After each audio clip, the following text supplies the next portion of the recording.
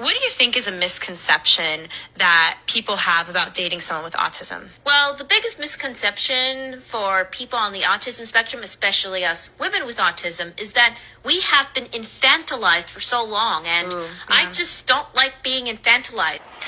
This video here is interesting for a couple of reasons. Now, number one, autistic women on average normally get diagnosed later than males. So if you're a woman who's diagnosed later in life and you've had relationship issues and you felt like your partner is babying you or you don't have any autonomy, it can be very frustrating when you get the diagnosis and then you're like, oh my goodness, this whole time it was autism.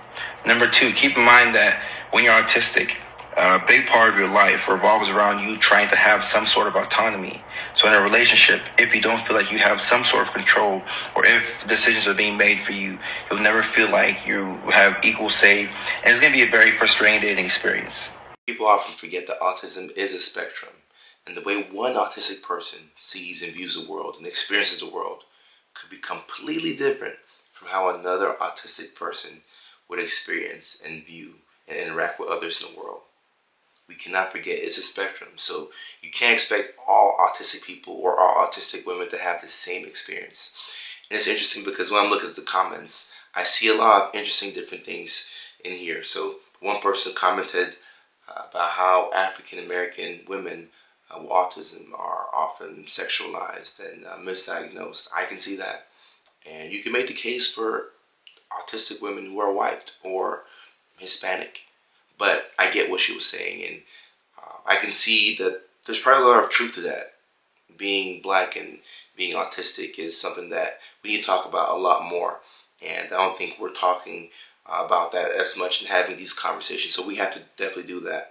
Another comment here, a woman said, as a woman with autism, my biggest frustration with dating is the lack of understanding what autism is by my partners. It doesn't mean I can't do stuff, I just do them differently, okay?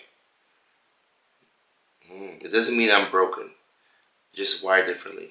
And they are upset. Okay, I can't read the rest, but I get that. I completely get that, because if you're dating somebody and you let them know that you're autistic, they're probably thinking about the last autistic person that they interacted with. They're going to have that in mind, whether that person is the Elon Musk or somebody you saw off of Love on the Spectrum, or maybe a kid that was in your class last year, or somebody who goes to your church who's autistic. You're probably going to think of that when you think of autism. So if you're dating a person who's autistic and you don't have a lot of information on the condition, the way that you interact with that person could be challenging, because you think autism is one way, but they're telling you that they experience the world this way, and this is how autism affects them.